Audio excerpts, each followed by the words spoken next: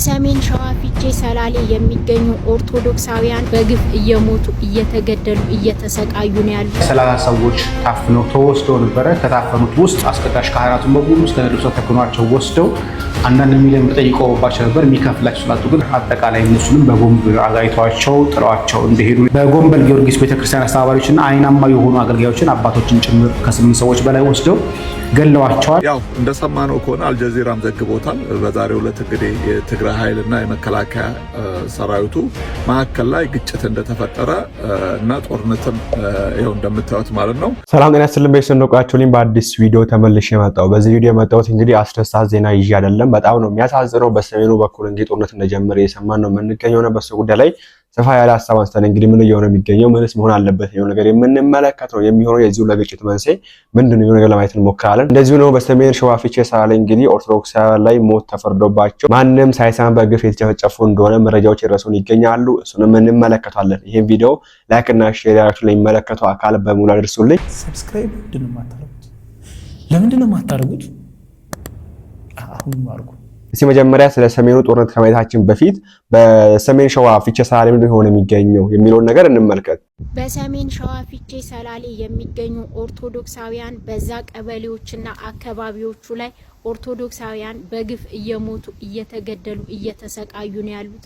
ኦርቶዶክሳውያን እህት ወንድሞቻችን እባካችሁ ድምጽ ሁኑን እያሉ ነው። ቢያንስ እንኳን እኛ ስለ መሞታቸውን እንኳን ለህዝብ እናሳውቅ። ትልልቅ ፎሎወር ያላችሁ ሰዎች ድምጽ ናቸው። ትንሽ ያክል እንኳን ቢቀልላቸው ተስፋ ቢኖራቸው ድምጽ ናቸው። እንጩህላቸው። ሞታችን ነው እንበል።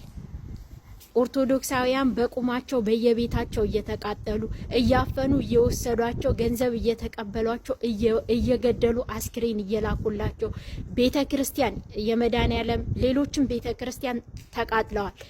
ይሄ ሁሉ ግፍ ከ2016 እስከ ዛሬዋ ዕለት ድረስ ሲደርስባቸው ድምጽ እንኳን የሆናቸው የለም። አሁንም ፍትህ ለፊቼ ሰላሌ። በጣም ነው የሚያሳዝነው። እንግዲህ በነገራችን ላይ ሚዲያ ላይ ስትሆኑ አንድ ጊዜ ሚዲያ ላይ አትውጡ፣ አልመክራችሁም። ስትወጡ ግን በጣም ብዙ መከራ ያለባችሁ። በተለይ እንደዚህ አይነት መንፈሳዊ ነገር መስሩ ከሆነ ከዚህ ይመጣልና ድምጹን ይላል፣ ከዚህ ይመጣ ድምጹ ይላል።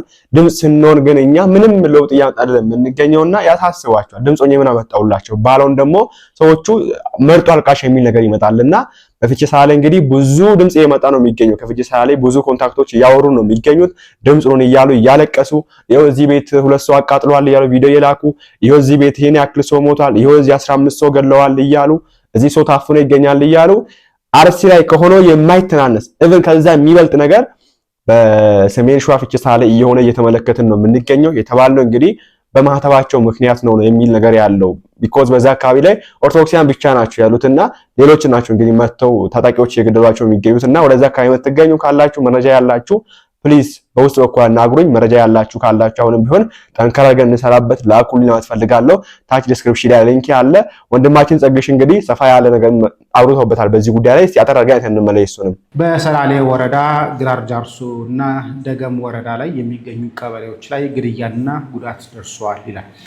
ግራር ጃርሶ ወረዳ ሰልሚ ቀበሌ ላይ፣ ሁለተኛ ደግሞ ደገም ወረዳ ላይ መነሄና ሸበሌ ቆለኛና ነጓል ላይ ነጓል ብዙም የተጎዳ ሰው የለም። ነገር ግን ነጓል ላይም ችግሮቹ አሉ። ቆለኛ ቀበሌ ላይ ሰኔ 2016 ዓ.ም ጀምሮ ነው ይሄ አይነት መከራዎች ያሉት። በሰኔ ላይ 2016 ዓ.ም ላይ 30 ሰዎች ታፍነው ተወስደው ነበረ። ከታፈኑት ውስጥ እንግዲህ ሁሉም ኦርቶዶክሳውያን ማለት የምዘረዝረው መረጃ እንዳለ የኦርቶዶክሳውያን መረጃ ነው። ሌላ ሰው ስለሌለ ሁሉም ዛካ ያሉት አብዛኞቹ 90% ኦርቶዶክሳውያን ስለሆኑ ማለት ነው።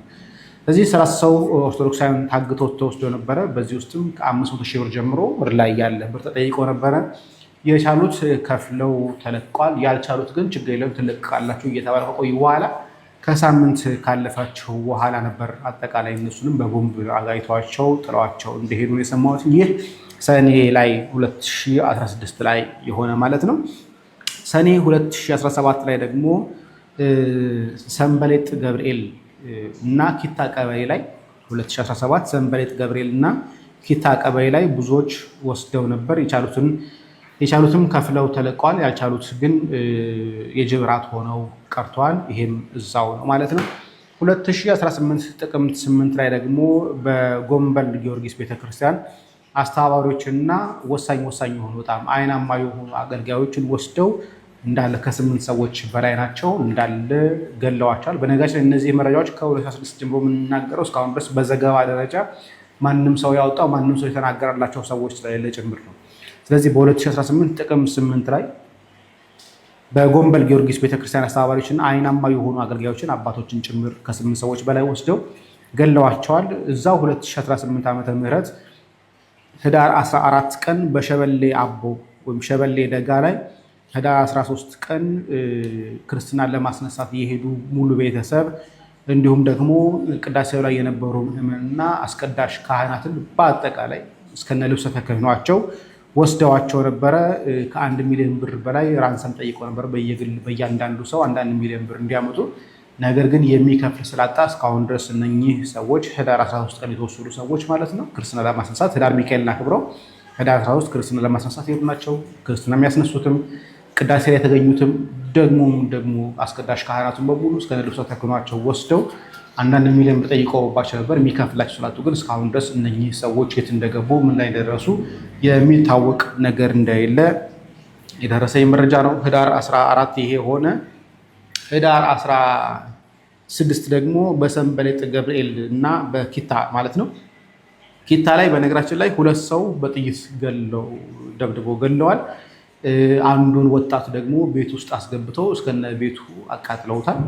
ይሄ መቼ ነው? ህዳር 16 ቀን ሰንበሌጥ ገብርኤል እና ኪታ ማለት ነው። ኪታ ልዩ ስሟ ኪታ የምትባል ቦታ ላይ 2 ሰው በጥይት ደብድበው ገለዋል። አንዱን ደግሞ ቤት ውስጥ አቃጥለውት ሄደዋል። ጥር 4 ቀን እዚህ 2018 ላይ ማለት ነው። ጥር 4 ቀን በሰንበሌጥና በኪታ ገብተው እነኚህ ሰዎች 3 ሰዎችን አቃጥለዋል። የተቃጠሉት ሰዎችም አዛውንቶች ነበሩ። ወጣቶቹ አብዛኞቹ ጫካ ውስጥ ገብተው ነው የሚያድሩት። አዳራቸውን አርሲ ላይ እንደነበረ ሁሉ ምስራቅ አርሲ ላይ እንደነበረ ሁሉ እነኚህም ደግሞ የሚያድሩት ጫካ ላይ ነው። ነገር ግን ጫካ ውስጥ ሄደው ማድረግ የማይችሉ አቅመ ደካሞች ግን ቤታቸው ጥለዋቸው ነበር የሚሄዱት የነበረው። እነኚህ ሰዎች 3 አዛውንቶችን ጫካ ውስጥ አቃጥለዋቸው ሄደዋል። እኔ አሁን ላይ ግራ የገባ የሚገኘው እንደው ቤተክርስቲያን ስትጸልይ ይሄ ዳሩን እሳት መሀሉን ገነት የምትለው ለእኛ ነው እሳቱ። እንደዛ የመሰለኝ መጣ እኮ እሳቱ ለኦርቶዶክሳውያን ነው እንደሚለኮሰው ይሄ እሳት ዳር ላይ እኮ በዚህ መንገድ የተጨፈጨፈ ነው የሚገኘው። ኦርቶዶክሳውያን አርሲ ላይ ከተደረገው የማይተናነስ ቅድም እንዳልኳችሁ ኢቭን ከዛ የሚበልጥ ነገር በዚህ ቦታ የተደረገ ነው የሚገኘው። በዚህ መንገድ ሰው አፍነው ገንዘብ አምጡ ገንዘብ ካላመጣችሁ ብለው ለጅብራት እያረጓቸው የገደሏቸው እያረዷቸው ማንም ድምጽ የሆነቸው የለም። እስካሁን ድረስ የቆየ ጉዳይ ነው። 2-3 ዓመት ያለፈው ነገር ነው። እስቲል ግን መከራቸው በጣም ስለበረታ ነው አሁን እኛ የመጡትና መሀሉ ገነት ነው እንደሚታየው ከሆነ መሀል አዲስ አበባ ላይ መስቀል አደባባይ ላይ ከተማ ሙሉ አብርተን ጧፍ እያነደረን የምንዘምር ሰዎች ነን። ዳሩ ላይ ግን እሳት ተለኩሶብን ጥይት የተወረወረብን ቦምብ እየጋየብን ቤተክርስቲያን የተቃጠለ የምንኖር ሰዎች ነን እና ግራ ይገባል ያለው ነገርና እባካችሁ የሚመለከታችሁ አካል ማህበረ ቅዱሳን ሌሎቻችንም በዚህ ጉዳይ እንረባረብ። ተረባረበን ለውጥ እናመጣለን። ምንም አናመጣም እናውቀዋለን እኮ ነገር ግን በቻልና አቅም ድምጽ ነው ናቸው። አላቅም እኔ በዚህ በአርሲው ጉዳይ ራሱ አይደለም ከኢትዮጵያ አልፎ ዓለም የሰማ ጉዳይ ላይ እስቲል ምንም መፍትሄ አልሰጠም። እስቲል ገዳዮቹ አልጠየቁም። ማንም አልጠየቃቸውም። ሞታቸውንም ያመነ የለም። እንደምናውቀው ነው ያ ነገር የለም። ኢቭን ቤተክርስቲያን ራሱ ሞታቸውን አምና ሰማዕትነት አልሰጠቻቸው። ቤተክርስቲያን በራሷ ኢትዮጵያ ኦርቶዶክስ ተዋሕዶ ቤተክርስቲያን በራሷ ለልጆቿ ሰማዕትነት ነው ብላ የሰማዕትነት ክብር አልሰጠቻቸው። አለ ነገሩ አይደለም ለነሱ በሻሻማኔ በግፍ አባቶች ትእዛዝ በጳጳሳት ትእዛዝ ወጥተው ለተረሸኑ ሰላም እንፈልጋለን ብለው በሻተንኩብኝ ብለው ወጥተው ለተረሸኑ ቦምብ ለተወረወረባቸው ለታረዱ በቆርቆሮ ለታረዱ ኦርቶዶክሳውያን ራሱ ቤተክርስቲያን እውቅና አልሰጠችም። ሰማዕትነት ብላ አልዘከረቻቸውም። እንደምናስታውሰው ከዚህ ከ3 ዓመት በፊት 2 ዓመት በፊትና እነዚህ ታስታውሳለች ብዬ አልጠብቅም። ኤኒዌይስ እየሆነ የሚገኘው ነገር በጣም የሚያስጠላ ነው። እባካችሁ አባቶች በዚህ ጉዳይ ላይ ሂዱበት። ማህበረ ቅዱሳን ሌሎቻችሁም በዚህ ጉዳይ ላይ አስቡበት። የመንግስት አካላትም የነገር ያዩ ዝም የምትሉበት ምክንያት አይገባኝም። ነገር እናንተም ላይ አይፈረድም አይደለም።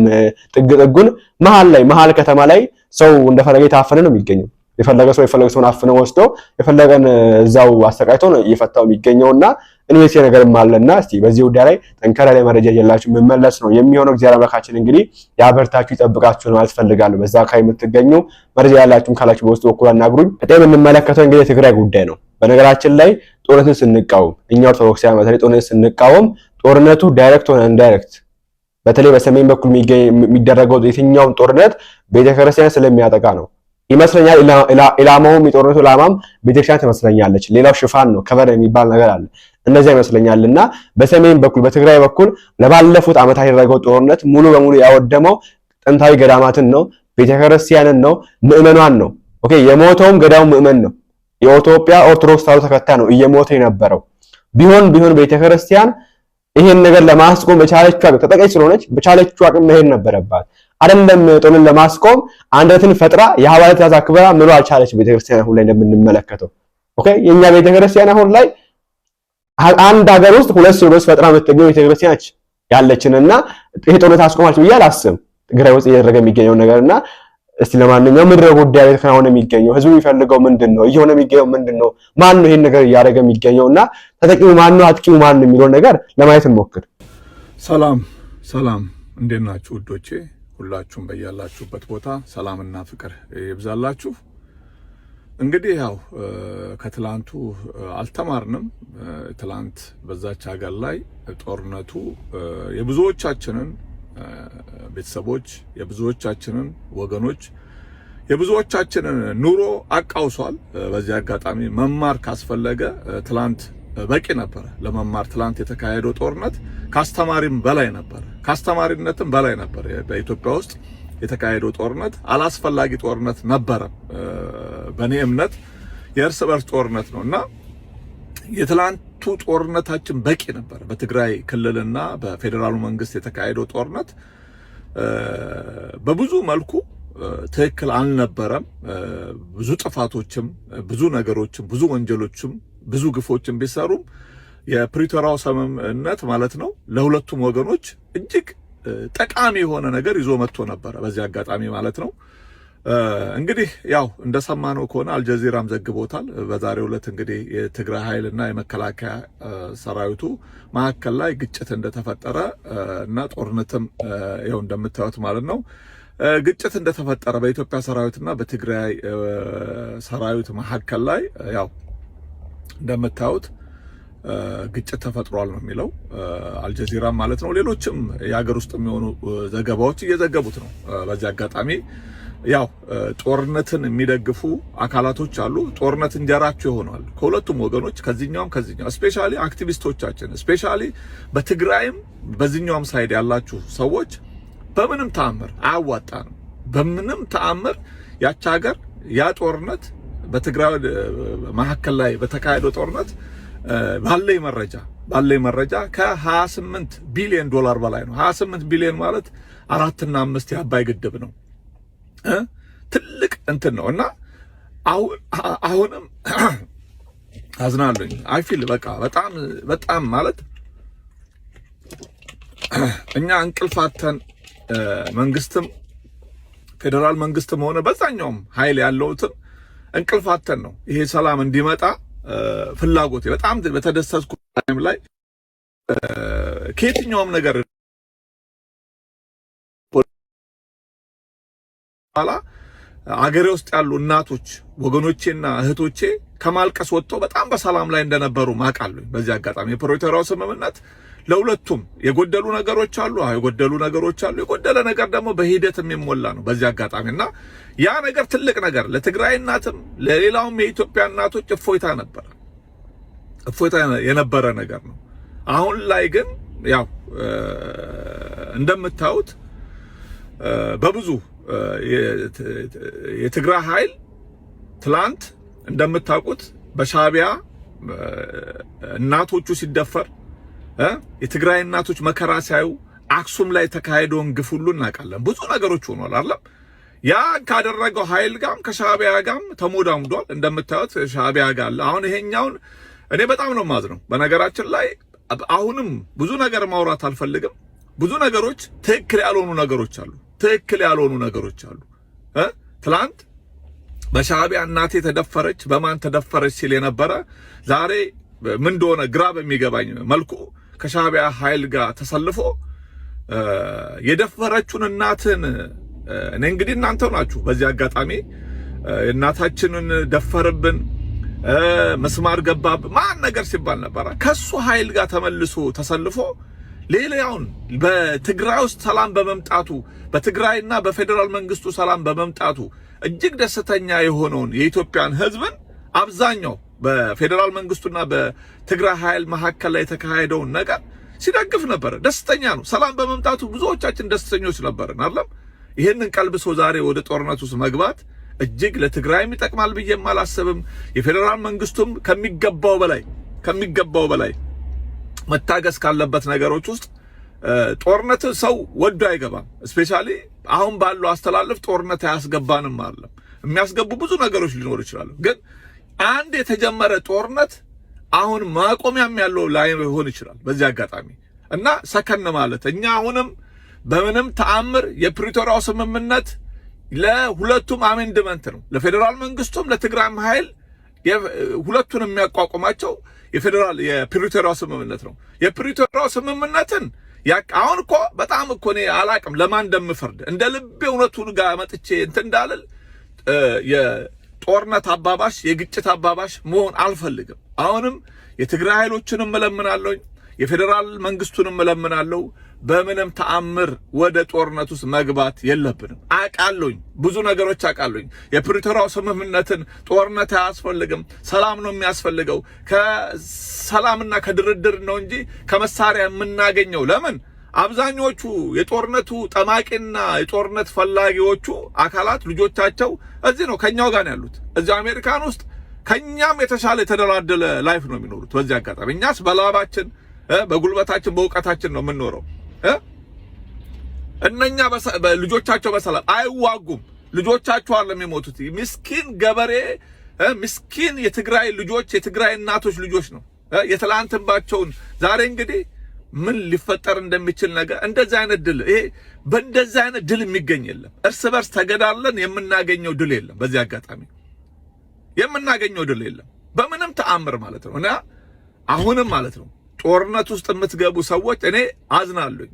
ትላንትና በሺዎች አልቀዋል፣ በሺዎች ረግፈዋል አለም። ዛሬ ደግሞ ማንን እንደሆነ አላውቅም። የፕሪቶሪያው ስምምነት ጊዜ መግዣ አልነበረም። ጊዜ ለመግዣ የቆሰለም ማሳከሚያ ወይ ደግሞ መሳሪያ መሳብሰቢያ አልነበረም። የተበታተነውን በመሃላችን ያለውን ቅራኔዎች ፈተው ወደ ሰላም በቃ ያቺ ሀገር እፎይ የምትልበትን ነገር ነው ለመፍጠር መሆን ያለበት እንጂ በእንደዚህ አይነት ወቅት ላይ በእንደዚህ አይነት ሁኔታ እኔ አላቅም ማንን ለመጥቀም እንደሆነ ሁሉ ማለት ነው። እኔ እውነት ነው ከዚህ በፊት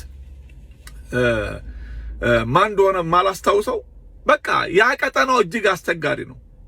አሁን ጦርነት ለኮስም ማለት የስንት ኃይሎች መፈንጫ ነው የምንሆነው የስንት ኃይሎች ማለት ነው። እና በምንም እኔ ለአክቲቪስቶችም ነው በመንግስትም በኩል ያለ አክቲቪስትም በዛም የሻቢያም ደጋፊ ሆናችሁ አሁን ታይም ላይ ሻቢያ ደጋፊ የሆናችሁ ማለት ነው አክቲቪስቶች ለህዝባችሁ አስቡ። ለዛ ምስኪን እኔ አይዶን ነው እኔ ተዋጋልኝ ብሎ ያዘዘ ህዝብ ካለ ሰው ከውጊያ ምንም አይገኝም። የሚገኘው ከሰላም ነው። እችም ሰላም በመምጣቷ ነው ዛሬ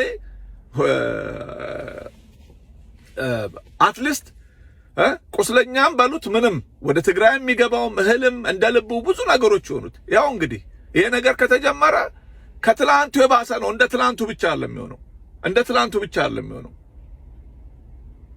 እና ማኔ ብትጠነቀቁ ይሻላል። ማናችሁም ደግሞ በዚህ አጋጣሚ ማናችሁም አክቲቪስቶች ዶንት ሰፖርት ጦርነትን አንደግፍ። ነገም እንጸጸትበታለን። በዚህ አጋጣሚ በየትኛውም የተደላደለ ልጆቹን የተደላደለ ቦታ ላይ ያስተማረ በጦርነት ውስጥ የሚያተርፈዋሉ በብዙ ማለት ነው። ከጦርነት ተርፋማ የሆኑ አክቲቪስቶች አሉ። በዚህ አጋጣሚ እንንቃ። የሚያልቀው ምስኪኑ ነው። የሚያልቀው የሀገር ሀብት ነው። የሚያልቀው የነገ ትውልድ ነው የሚያልቀው።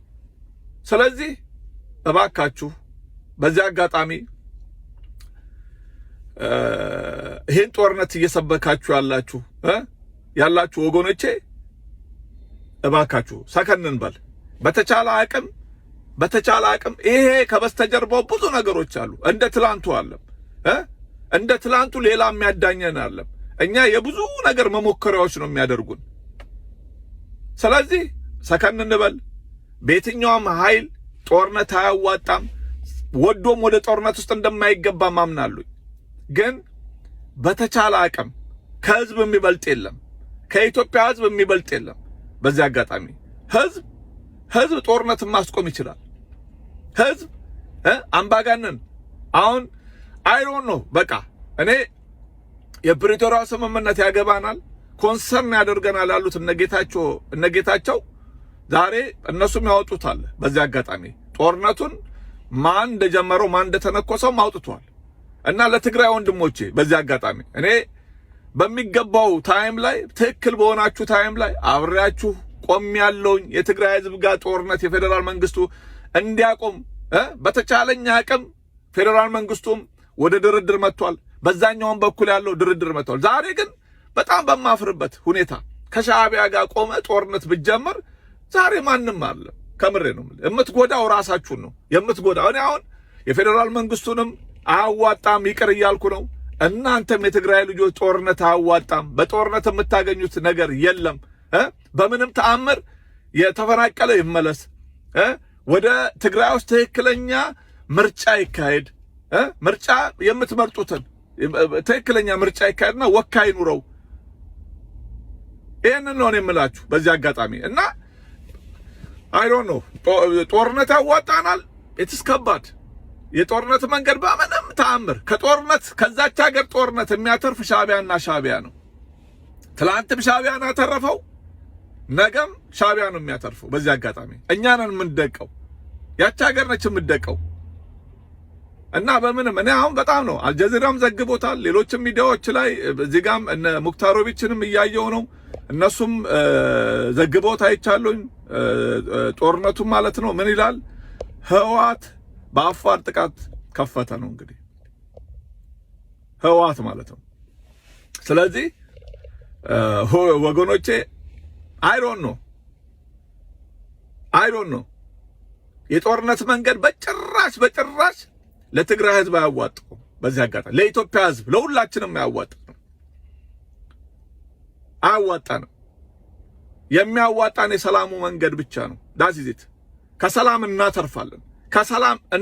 በደንብ እናተርፋለን። በጦርነት ውስጥ ያለው መሞት ነው፣ መገዳደል ነው፣ መጨካከን ያለው። ከሰላም ግን በይቅርታ የመጣ ነገሮች ያችን ሀገር ይለውጣል፣ ነጋችንን ያሳምራል። ይሄ ጦርነት በእውነቱ በዚህ ታይም ላይ ጦርነት ማወጅ እጅግ አስከፊ ነገር ነው። ከትላንቱ የባሰ ነገር ነው የሚመጣው። ዛሬ ትላንት በራሳችሁ እንኳን ጥፋት ስፔሻሊ በወያኔ ህወሓት ጥፋት የመከላከያ ሰራዊትን መጥቶ እንደዛ አይነት ስንት ዓመት አብሯቸው የሆነው መከላከያ መጥተው ወደ ጦርነት ውስጥ ተገብቶ ኦኬ ይሁን በቃ የሆነ ነገር ሆኗል። ስፔሻሊ ሁለተኛው ጦርነት ከሆነ በኋላ አይገባም። አሁን ዋጋ እየከፈለ ያለው የትግራይ ህዝብ ነው። ንጹሃን ናቸው። በሻዕቢያ ዛሬ አብሯችሁ በቆማችሁት ማለት ነው ኃይሎች ጋር እናቶቻችሁ እህቶቻችሁ ሲደፈሩ ነበር። በዛ ወቅት እኔ እስከማውቀው ድረስ መከላከያ ሰራዊት የኢትዮጵያ መከላከያ ሰራዊት ትግራይ ውስጥ ወንጀል የሰሩትን አደባባይ ቪዲዮም አለ አደባባይ ላይ አውጥቶ እርምጃ ሲወስድ አውቃለሁ። ኦኬ ያም ቀን ልብ ስለነበረ ነው ወደ ፕሪቶሪያም የተካሄደው። ፕሪቶሪያ ላይ አዝናለሁ፣ ከምሬ ነው የምላችሁ። አሁን ወደዚህ ውስጥ ከገባችሁ የስራሽ አውጣሽ ብቻ አይደለም የከፋ ነገር ይመጣል። ይሄንን የመቃወም ይሄንን ነገር ስፔሻሊ ዲያስፖራ ላይ ሆናችሁ ከማጋጋሉ ይልቅ ጀስት ይሄ ጦርነት እንዲቆም። ይሄ ጦርነት የሻዕቢያና የሻዕቢያ ብቻ ነው። በምን አቅሙ ነው? በምን ፍላጎቱ ነው? ከዛ መከራ ውስጥ እኔ እኮ የትግራይን እናቶችን ባውቀዋለሁ። የትግራይ ወጣቶችን እኮ አብዛኞቹ ጋር አገናኝ ነበር አለ ማውቀዋለሁ።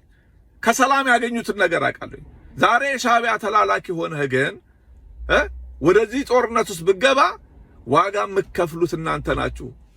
ምን አለ ግን በዚህ አጋጣሚ ከየትኛውም ሳይል ላይ ሌት እንሞክራለን የሰላም መንገዶችን ሁሉ ጦርነት እንዲቆም ጦርነት አላስፈላጊነቱን በደንብ እንናገራለን።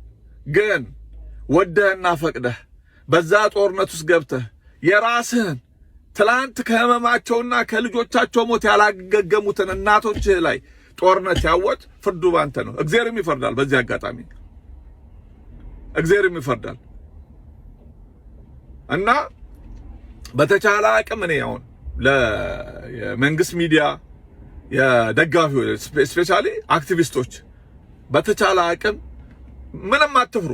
ማንንም ልትፈራም አይገባም። በዚህ አጋጣሚ ኖ ዋር ጦርነት አንፈልግም። የምንፈልገው ሰላም ነው። ተነጋገሩ፣ ተደራደሩ። በቃ ዛት ይዝት ድርድርም ንግግር ካለም ኢትዮጵያ ውስጥ ህጋዊ መንግስት አለ አይደል? ህጋዊ መንግስት ጋር ለመነጋገር ህጋዊ ሁኑ። ምርጫ አካሄዱ፣ ወካያችሁን አርጉ። በጊዜያዊነት ታደሰ ወረደን ታፍኗል። አሁን እንደሰማሁት ከሆነ አፍነውታል እያሉ ነው። አይ ዶንት ኖ እርግጠኛ በመሆንበት ጊዜ አወራዋለሁ። እና ወገኖቼ ብዙ ማለት አልፈልግም። በምንም ተአምር ጦርነትን አንደግፍም። ጦርነት አይደለም የኮሪደር ልማቱን አገር ያወድማል። አይደለም የአዲስ አበባን አዲስ አበባን ምን ሊያደርግ ትላንት ያማሩ ሱዳንን ያየ ያንን ቅን ህዝብ የሱዳን ህዝብ ደግ ህዝብ ነው ለኢትዮጵያ ህዝብ በታሪክ ውስጥም ነው የምላችሁ። በጣም ያንን ህዝብ ዛሬ ካርቱምን ማየት ነው። ዛሬ ሌሎች ከተሞችን ማየት ነው። ስለዚህ ዶንት 130 ሚሊዮን ህዝብ የያዝን ሰዎች ጦርነት ያዋጣናል ብለን እርስ በርስ ውስጥ እንኳን አለምኩ ለጥቅማችን ለዛች ሀገር ልዕልና ለዛች ሀገር ከፍታ ከጠላት ጋር እንዋጋለን እንጂ እርስ በርሳችን አሁን ያለው ነገር የባንዳ ነው። ሰው እንዴት እኔ አሁን ሰው በመጀመሪያ ደረጃ ላይ ከሻዕቢያ ጋር እኔ ብያለሁ። በዛ ወቅትም በትግራይ ጦርነት ወቅት ላይ እንኳን የሻዕቢያ መግባት በጣም ከተቃወሙ ሰዎች ውስጥ ወንድ ለወንዱ ጠም ብያለሁ። በዛ ወቅት ላይ በነገራችን ላይ የሻዕቢያ መግባት አልደግፍም ነበር። ሻዕቢያ የኢትዮጵያ ዘላለማዊ ጠላት ነው። ዘላለማዊ ጠላት ሻዕቢያ የሚባል እያለ መቼም ድረስ ማለት ነው ተተንኳሽ ከዛች ምድር ላይ እንትን አይልም። ሰው ተረባርቦ ጠላቱን ከቀጠናው ያጠፋል እንጂ የሻዕቢያ ተላላኪ ሆኖ የናቱ ቁስል የናቱ ሐዘን እንባ አዝናለሁ። እኔ ብዙ ማውራት አልፈልግም። በተቻለኝ አቅም እኔ ሰላምና ሰላምን ነው መናገር የምፈልገው። ጦርነት እንዲቆም በንግግርና በድርድር ነገሮች ይፈቱ። ጦርነት ትላንት ያስከፈለን በቂ ነው ለመማር ህሊና ያለው ሰው ትላንት ያስከፈለው ዋጋ ያውቃሉ። ለዛ መሰለኝ እነ ጀነራል ጻድቃን እነ ጌታቸው ረዳም እነሱ ናቸው የፈረሙት፣ እነሱ ናቸው የሚያውቁት አለም የፕሪቶሪያው አሁን አገነስት እነሱም ነው እየተካሄደ ያለው። ትላንት ትግራይ ላይ ኦኬ ትግራይ ሁሉ አብሮ ነበር አለም አብሮ በሆነበት እንኳን ያ ጦርነት ሊያበቃ ነበር፣ ያ ጦርነት ሊያልቅ ነበር እንኳን ነው ማለት የፕሪቶሪያ ስምምነት ነው ያተረፈው። ዛሬ እንደዚህ በሆንክበት ታይም ላይ ትክክል አለመሆናችሁን የሚታገል ኃይል ባለበት ታይም ላይ ሻዕቢያን ተገናኝ። ለሻዕቢያ የኢትዮጵያ ህዝብ ያለው አቋም ኤርትራውያኖችን እንወዳለን፣ ኤርትራውያን ጥሩ ወዳጆቻችን ናቸው። በሱ አምናለሁ። ሻዕቢያ ግን አይደለም፣ ለነሱም አይጠቅምም ለኛም አይጠቅምም። ከሻዕቢያ ጋር ሆነ የሻዕቢያ ገረድ ሆነ ያችን ሀገር ለመበተን ካልሆነ በቀር ለአንድነት አትመጣም። በሐሳብ የማይገናኙ የማይስማሙ አካላቶችን ይዘህ ወደ ጦርነት ብትገባ አገር ለማፍረስ እንጂ አገር ለማዳን አይደለም። በዚህ አጋጣሚ ከሻዕቢያ ጋር ሆነ ፋይት ብታደርግ በኢትዮጵያ ህዝብ የኢትዮጵያ መንግስት ሙሉ 130 ሚሊዮን ህዝቡ ከአብሮት ነው የሚሆነው። የሻዕቢያ ይሄ ነው ክፋቱ፣ ይሄ ነው ያልገባችሁ ነገር ቢኖር ምንድነው አቋሙ? የኢትዮጵያ ህዝብ ምንድነው አቋሙ? መንግስትን ልትቃወሙ ትችላለህ፣ ግን ሀገሩን የሚቃወም ኢትዮጵያ የለም። ኢትዮጵያን ለማፍረስ ከሚመጣ ኃይል ጋር የሚቆም ኢትዮጵያ የለም። እሱ እንድታውቁት አስረግጬ መናገር ፈልጋለሁ። በምንም ተአምር በጣም ነው የሚያሳዝነው። ወንድማችን እግዚአብሔር ይስጥልን። ወለ ለመናገር እንደ ትግራይ ህዝብ የተሰቃየ ህዝብ አለ ብዬ አላስብም። በዚህ አሁን ባለበት በእኛ ዘመን የድሮውን እንግዲህ አናውቅም። ከኛ በፊት ያደረጉት ነገር ካለ የሆኑት ነገር ካለ እኔ እንጃ አላውቅም። እንግዲህ ግን አሁን እኛ ባደረስንበት ጊዜ በእኛ በዚህ ጊዜ በተለይ በነዚህ 10 ዓመታት 5 ዓመታት የረሰባቸው የሚገኘው ስቃይ በጣም ስለ ህዝቡ ነው ያወራው የሚገኘውና በጣም ነው የሚያሳዝነው። በትግራይና በዚህ በሰሜኑ በኩል በሌላ በኩል በጎንም ያለው በጣም ያሳዝናል እየደረሰበት የሚገኘው ነገርና ሰባት ልጆቿን አታ ልጇን እንደሞተ ምርጥ ያለለችም በእጅ የጠበቀች እያለ አሁን ሌላ ጦርነት መጥቶ የቀረባትን አንድ ልጇን ሊወስድባት ነው። በጣም ነው የሚያሳዝነው። በጣም ያሳዝናልና ምንም ማያውቁ ወጣቶች፣ ምንም ማያውቁ እናቶች ተደፍረዋል። ምንም ማያውቁ ወጣቶች እንደ ቅጠል ረግፈዋል። አባቶች እንደዛው ሞቷል ምንም ሳያውቁ ዝም ብሎ ጦርነት ውስጥ ገብተው ኦኬ ይጀመራል ሳይወዱ በግዳጅ ሲተኮስባቸው ይገቡበታል። ከዛ በጣም ነው የሚያሳዝነውና እባካችሁ ትናንት እንዳልነው ነው ከጦርነት በኋላ የሚደረገውን ድርድር ከጦርነት በፊት ማድረግ ብልጠት ነው። አንድ እሱ። ሁለተኛ ደግሞ የኛ ሀገር ምሁራን የምን ምሁራን እንደሆነ እግዚአብሔር ይወቀው። ፒኤችዲ ያላችሁ ዲግሪ ያላችሁ ኦኬ ምን ዶክተር ናችሁ ዶክተር የሚል ማዕረግ አላችሁ ፊት ለፊት ላይ ግን እንደዚህ አይነት ነገር ላይ ጭጭ ነው የምትሉት ዝም ነው የምትሉት።